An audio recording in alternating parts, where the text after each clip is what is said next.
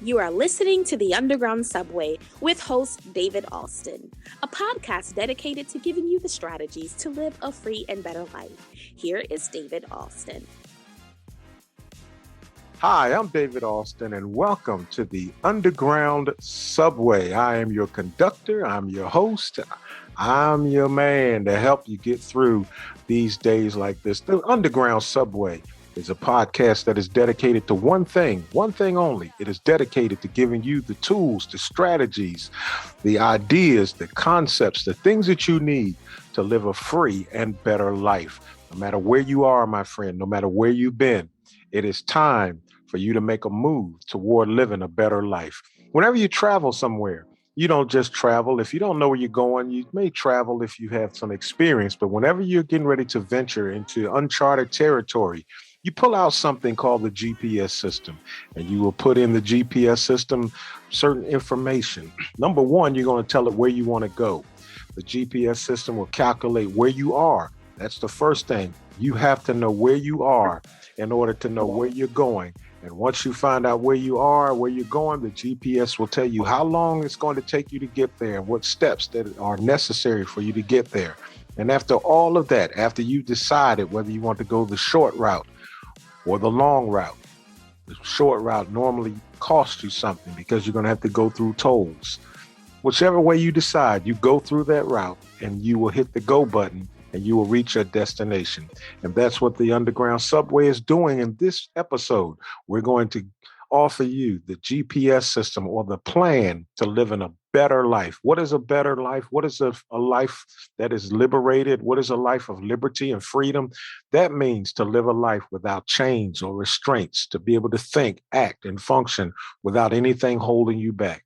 No matter where you've been, no matter what you've been going through, you're going to survive and you're going to make it. And so we constantly bring you qualified guests that will give you their expertise at how to live a better and more liberated life. My guest for this edition of the Underground Subway, I'm excited to bring to this podcast, Stacey McAlpine. Let me tell you a little bit about Stacey. Stacey is the founder and CEO of Journey Fuel and Life Transformation Specialist. She has been helping people actualize their desires for more than 20 years. She got started working at renowned firms include PricewaterhouseCoopers and Ernst & Young as a strategic advisor and project and change management consultant to some of the largest organizations on the planet that pay millions for this level of consulting. She has enriched thousands of lives using leading-edge change management techniques to enable her clients to overcome tremendous challenges and to create positive change. It is the unique combination of her consulting experience with her deep knowledge of life transformation principles that has empowered her to create and bring to you what has been missing from all the personal development programs out there. Listen, my friends, I want to bring to the Underground Subway none other than Stacey McAlpine. Stacey, thank you so much for joining us on the Underground Subway. Absolutely. Thank you so much, David. I'm really excited to be here. Well, thank you. Listen, your bio is intensive. It's extensive. It is powerful. Your bio talks about, when reading about you and studying about you, we find out that you have the tools and you have the knowledge to help us to go from knowing what to do in life to doing it. And I think that is very important. So let's start right there. The difference in knowing what to do and actually doing it. What do you think? What do you think is the biggest struggle that we have in knowing what to do? It's sort of like my golf game. I know what to do, but then when I get out there, I do something totally different.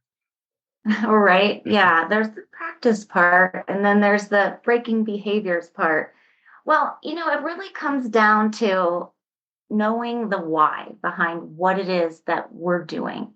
So many of us really just focus on all the shoulds. We should be doing this. We should do that. We should have goals. We should do that. We should love this. We should go there, right? We should go to the gym.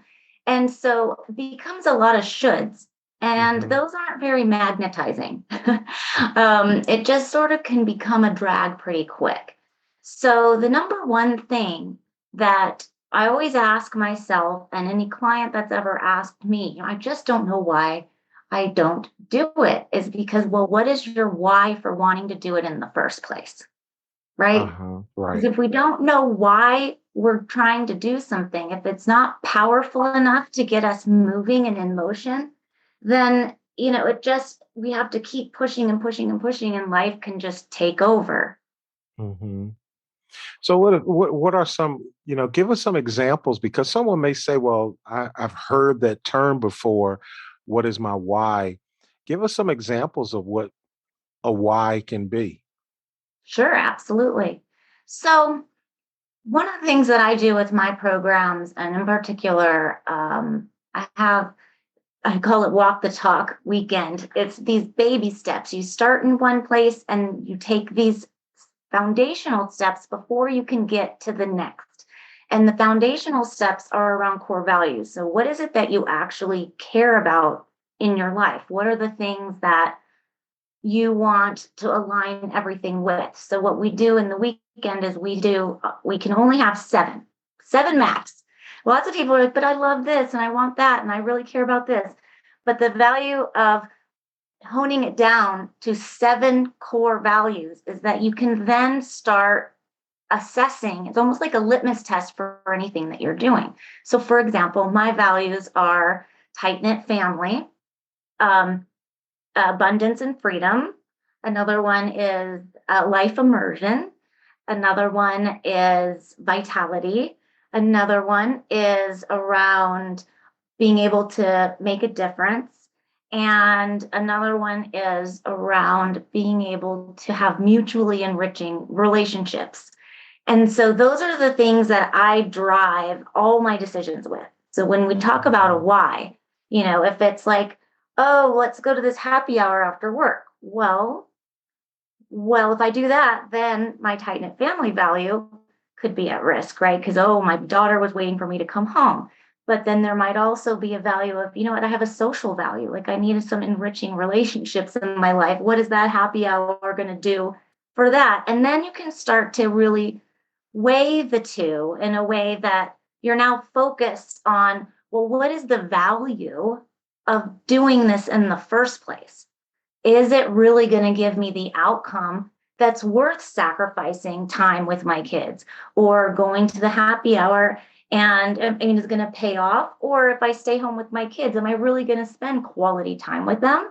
Or am I just going to hang out and do nothing? And then I could have been enjoying my friends at a bar. Like that's pretty Mhm. big. Um, you know, oh, I'll put that on the side. That's a big sacrifice, right? So it really comes down to thinking about what are your core values? What are your 4, 6, 7 things, no more than seven, that you can use to litmus test all your decisions. And then from there, start thinking about the outcome. What is it that if I choose this, what is the outcome that that will bring me? Is it powerful Mhm. enough for me to want to invest my time? So, go ahead. I was going I, to I say was, one more go example, ahead. but Go I'm ahead. going to Go. go Go. on. Go ahead. Go ahead. I was going to say, for myself, a good example recently, actually, is I've had vitality as a core value for a long time. It used to be health, and that wasn't very exciting. So I made it vitality, and it just seemed a little more peppy. And I just wasn't going to the gym. I used to go, for probably 15, 20 years. I thought I was 44 the other day, but I'm actually 46. And I was shocked when somebody told me I was 46. So I keep saying, oh, it's like 20 years ago, but it's probably like 30. But, I started what was called Body for Life. I don't know if you've ever heard of that with Bill Phillips. I don't know if you've ever heard of that Oh no, program. I've never heard of that one. No. Oh, it's fantastic. It's like super old school. And I loved it. I did it, and it's intended to be a way of eating for life. And so I was on that wagon probably 98% of the last 20 years. And then I just got bored, and then there's COVID and all that good Hmm. stuff. And I was just waiting for the right thing to light my fire to want to go work out again. And my fire was not getting lit all by itself. So I asked myself, like, why, you know, my why must not be powerful enough. Maybe I just don't care if I don't fit into my pants. Maybe it's Mm-hmm. more fun to just eat the Cheetos. Mm-hmm.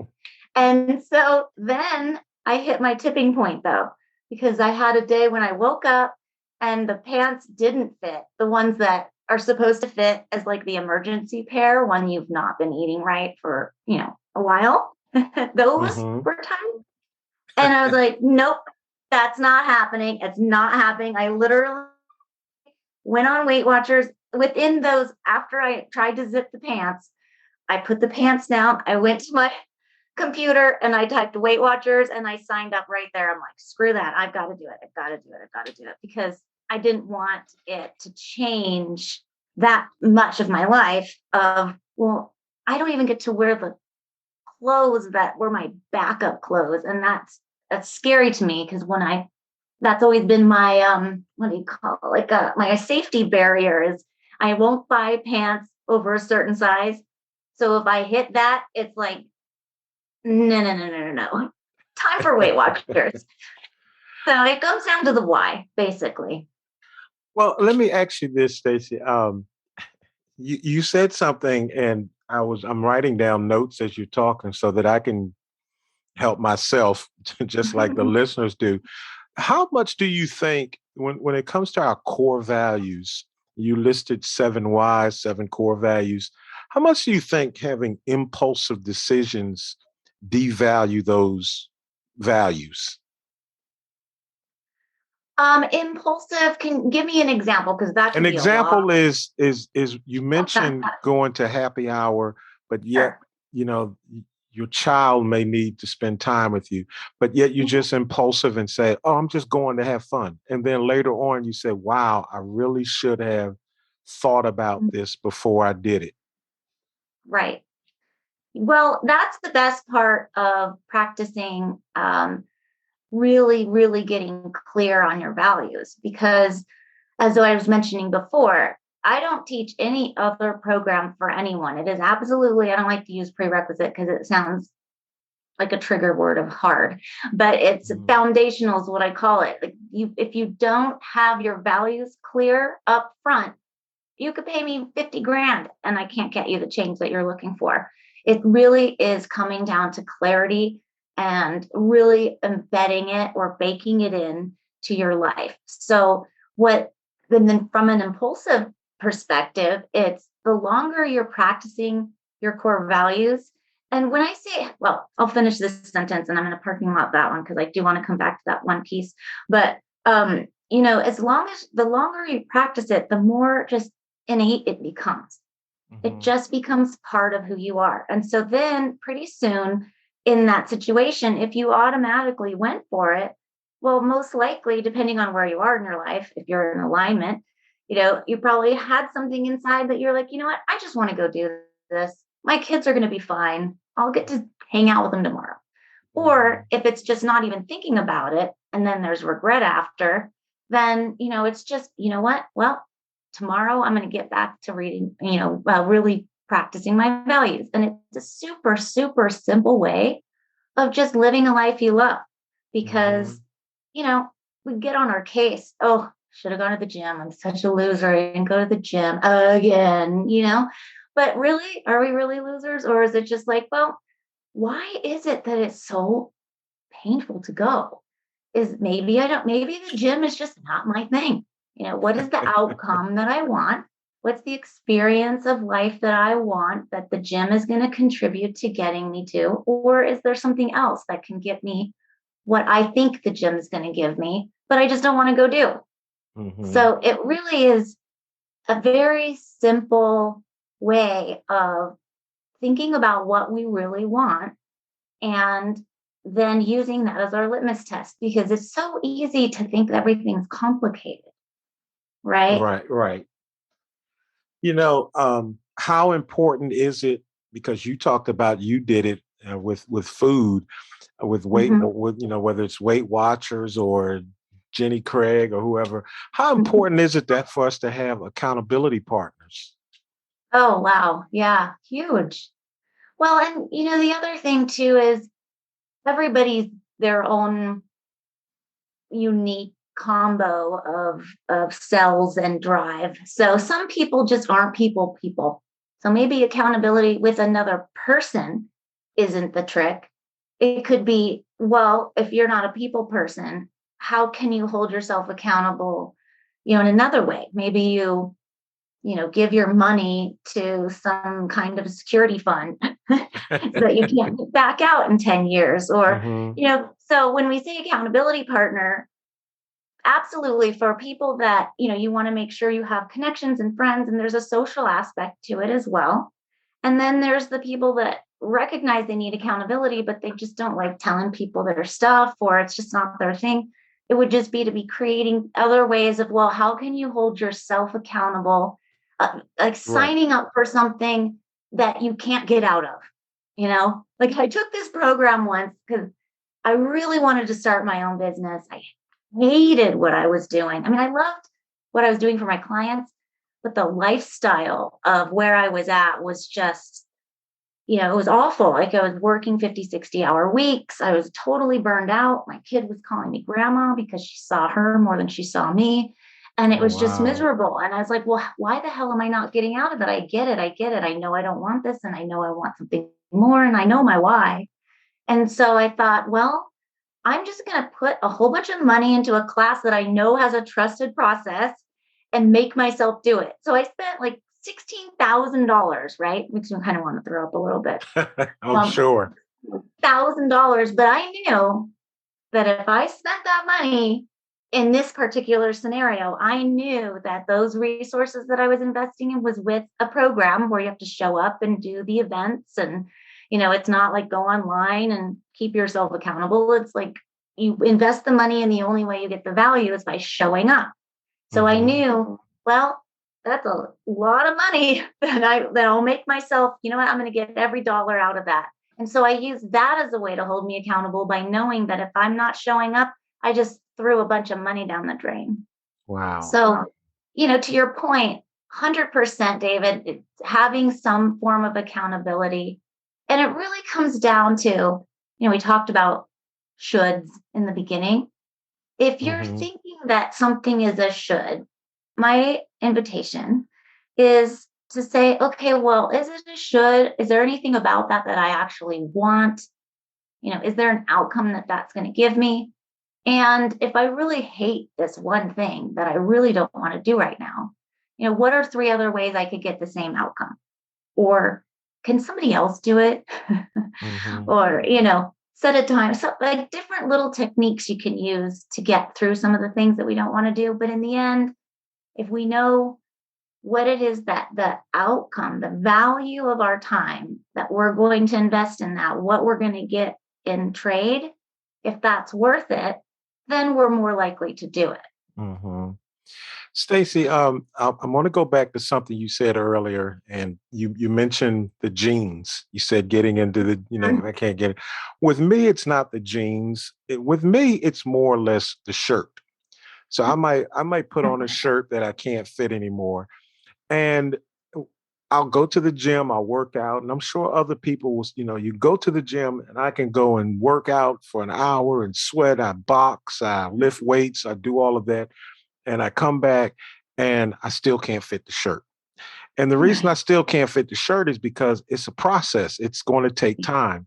We are a society where we want things, my mother used to call us a microwave society. We want it right now. Talk to us about that. What is one thing that people can do right now, right this moment, to live more fulfilling lives immediately? Something that we can do to live a more fulfilling life now, not down the road, not working Right. out and seeing results later. What can I do right now to make my life better? Right now would be, there are a lot of different techniques. You could do something as simple as what I learned of from another coach called that shortened SBA, stop, breathe, and ask.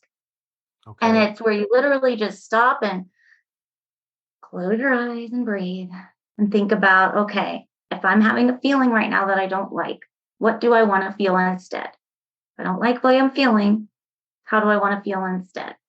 If that's how I want to feel instead, What could I do that could get me closer to that feeling, even if it's the teensy tiniest little thing? So, like the gym where you were talking about, you know, you really, or maybe you'd be feeling, frustrated, or like, where are the results and why isn't this happening fast enough? Well, if there's something that if I want to feel like I'm making progress, what's one thing I could do to feel that way would be, okay, well, let me think about the process that I'm taking. You know, is this the trusted process? It is a trusted process. Okay, well, why do I trust it? Because of these things.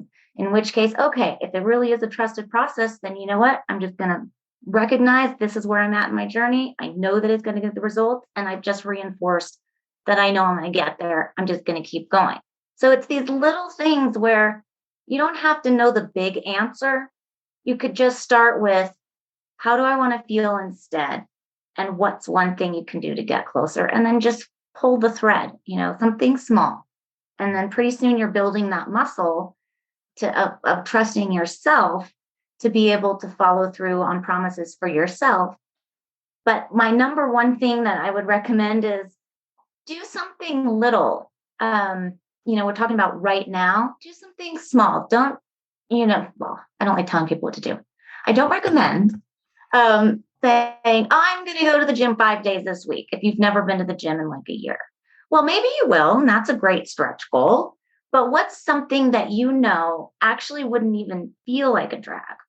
Maybe it's like, I'm going to get the cutest sports bra by tomorrow. And then tomorrow I'll decide where I want to get the cute pants. Like, I know if I have the cute outfit. And then pretty soon you've got the cutest outfit and you're like dying to go to the gym because you need to wear this cute outfit, right? So there's little things that'll get you closer and closer to getting out of the shoulds and into how can I enjoy this?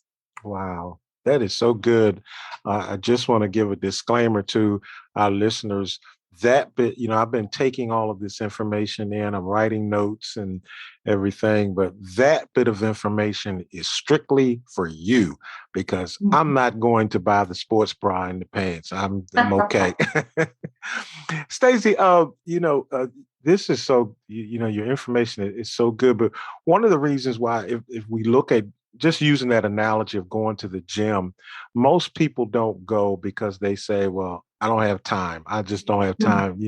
I'm going. When I get off work, I'm going to the gym. But then you get off work and you say, you know what, I really don't have time. I've got to cook. I've got to clean. I've got to help the kids with the homework and everything.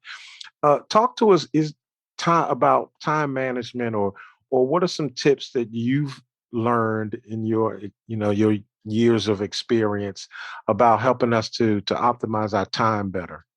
Sure. Yeah, I have what's called the 5 Ds.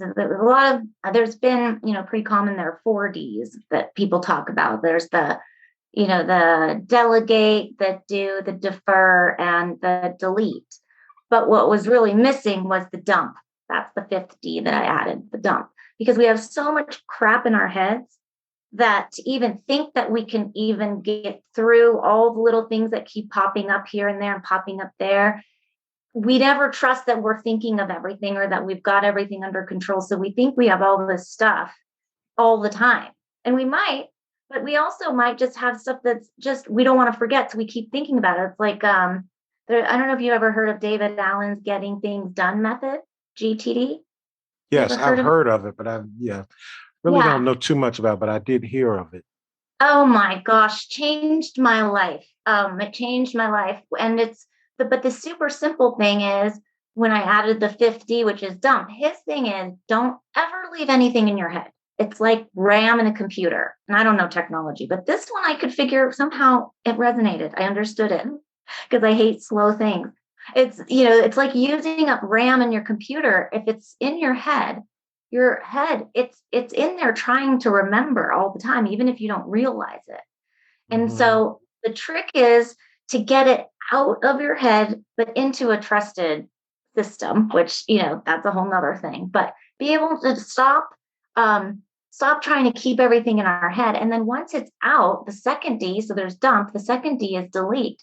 So, literally just writing it out on a piece of paper, write it all out. And it was probably, the first time I had one of my first clients do this, she went through had like 5 rows or five columns on one page and went through like 3 pages. She must have had hundreds. And then just to get it out of her head, then you go through and you just start looking at them like delete, delete, delete, delete. You start crossing off. It's really fun because then your list gets shorter and shorter and shorter and shorter. Oh, so what you're saying, because I wrote this down as well to ask you, and it sounds like you're starting to explain it, but let me just ask for a little more clarity. I'm from Philadelphia. And being from Philadelphia, one of my favorite movies is the movie Philadelphia with Denzel Washington and Tom Hanks. And Denzel Washington, he's an attorney, and he asks one of the witnesses, he says, now explain it to me like I'm a 6-year-old. I want to ask you, explain this to me like I'm a 6-year-old. Because when you first said that, I'm thinking, I wrote down delegate, do, defer. But then to me, isn't delete, what's the difference between deleting something and dumping it? Isn't that the same thing, or is it not? Yeah, so, right. I'm glad you called me out on that. So when I think of dump, I think of like your brain throwing up. It's just getting it out of your system. So it's taking paper and just writing, whether you're a technology person, maybe you have a to-do, which I hate that word, but you have a way of keeping track of your tasks. You can just start typing and enter. Or just take a piece of paper and just start writing on a piece of paper, everything in your head. So when I say dump, it means like get all of the things from inside your head onto the paper. So you're dumping it out of your head and onto a piece of paper. So you're now actually seeing that to do on that piece of paper. Okay. It's gone. So you just keep writing until everything you can think of is gone. And I have a PDF on this and a podcast on this, David. I'm happy to share the link for people. Okay. I'm not trying to get too in depth here, but the main thing is it's really just to start is we have all this stuff in our head. If we can just start to get it out and then recognize that most of that stuff, you could delete it, delete. And then of that, it's like, and this is where you can use your values. Okay, so of the stuff that's left, do I personally need to be doing this? Is there anyone in my life that I can delegate to? And sometimes we don't have that, right? Like I don't have a maid, but if I could get my kid to do something or, maybe trade with another mom. Hey, I'll watch your kids if you go mow my lawn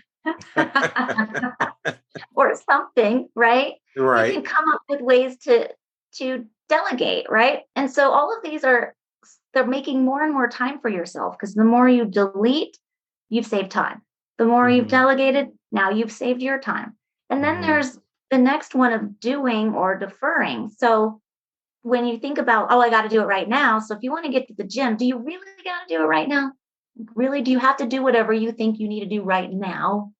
Or is there a way to defer it? Meaning I can put it on my calendar or somewhere safe that I'll remember to do it, but it doesn't need to happen right now. Right. What happens right now is if I don't go to the gym, that donut is going to stick with me for a long time. But otherwise, if I don't do it now, if I don't work out right now, it's going to take me 2 weeks to get the donut off.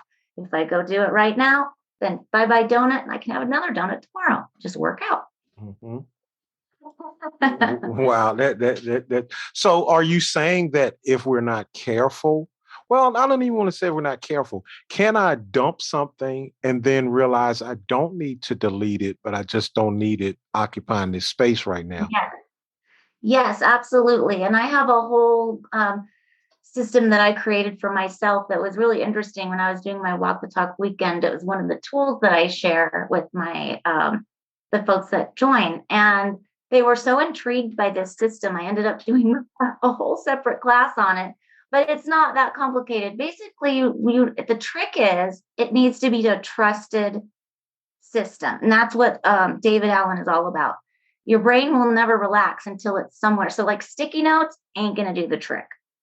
Bad. No sticky notes.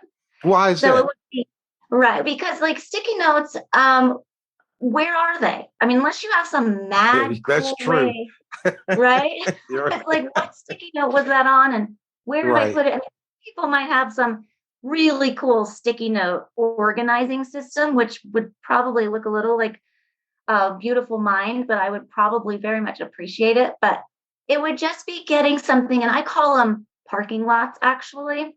So you can start a thing where, and I'll make this as fast as I can. I'll see if I can do it in 3 minutes. Go ahead. So the system that I created was, I've got, and I don't call it a to-do list, I call it a playlist, because by the time I've gone through my Ds, all my 5 Ds, if I've dumped it and deleted it, I've either deferred it. If I'm going to do it, that means it's in alignment with the value. So then it becomes a playlist item because I want to do it. It's not a should anymore because I decided, is this in alignment with my values? Yes, it goes down there. If it's not, goes in the delete pile. So, and it takes practice. I mean, I tell people I've been doing this nerdily for like literally 20, probably more years than that, because I was doing this in like junior high of, learning these time processes. But anyway, so the trick is one of these things that I don't know if you've ever heard of disk-bound planning systems. Have you ever heard of those? No, I haven't heard of that. Circa or Levenger or Staples has a version. They're these little discs, and that means that you can get this whole punch where you can put paper in and out, like pull paper in and out. So instead of a 3-ring binder, sort of like a 3-ring binder, but you don't have to pull open the snap and probably snap your finger and everything. You close it. It's like a sophisticated 3-ring binder that you don't have to keep opening, but your paper can come in and out of it. And what I like about that is if you have a notebook like that, you could just create that and then get some tabs. And then the tabs I call parking lots. So to your point, let's say there's a restaurant that you really want to go to. Then you'll have a tab that says restaurants and you can put it in there. You can just write on that piece of paper. If you're not a paper person, then what you can do is I use an app called Todoist, but there are different things where you can create lists, but you would want to make sure that when you're doing it, that you're doing it in the same place. So single source, that you're only putting it in the same place every time, so you know where to go once it's out of your head. So if it's an application, use that. If it's paper, you can do like this paper bound system, which I like because you can pull paper in and out, reorganize, realphabetize. If you put a tab in there that you want it to be in a different place. But so a paper version is you could just create tabs of all the things you want to remember. And every time it's like a category of that, you just write it on there. And then in the application that you're using to keep track of your daily life, just put a reminder on your calendar in a month. Oh, I'm going to go look at that parking lot that I made on my tab to check out a restaurant. So the trick is, if you take it out of your head, you got to put it somewhere that you know it's going to be, where it's going to be. And then somehow, someplace, trigger yourself to know where to go later. So you can use a calendar or some sort of an application, or if you're a paper calendar person.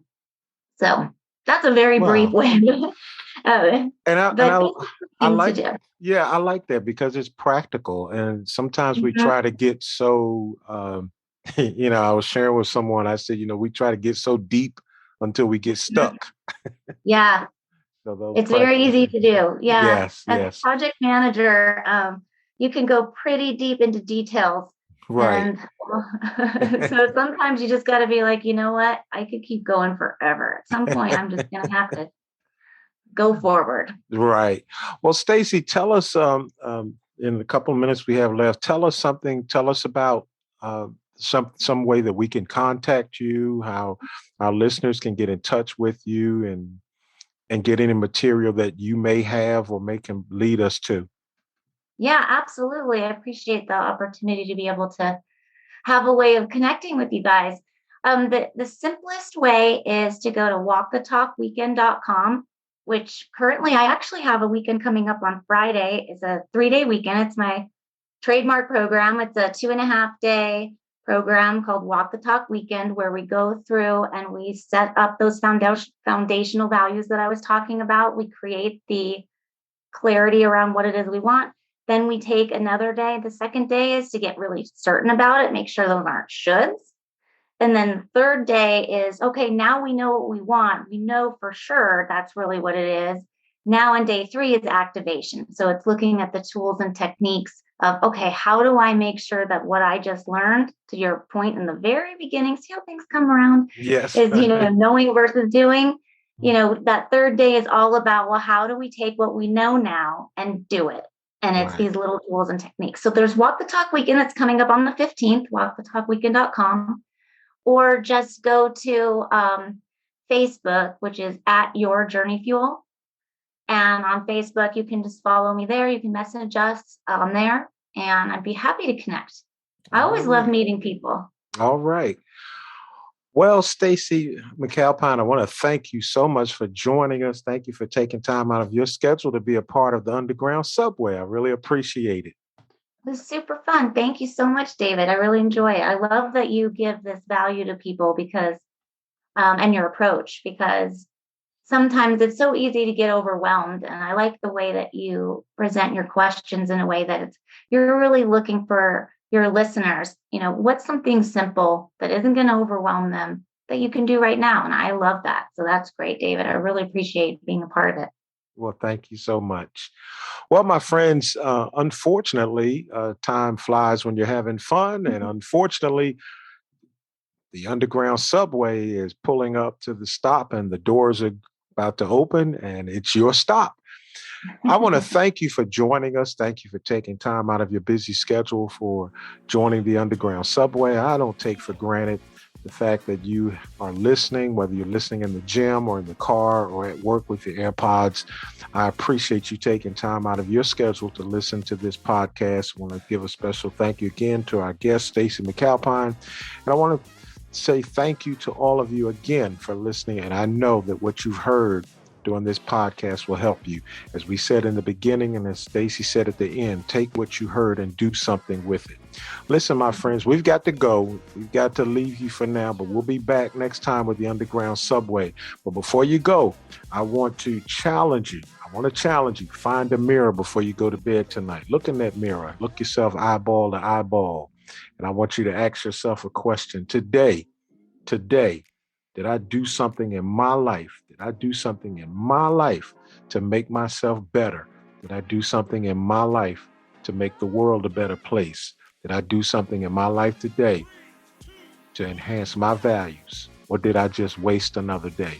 You don't have time to waste. We'll see you next time right here on the Underground Subway.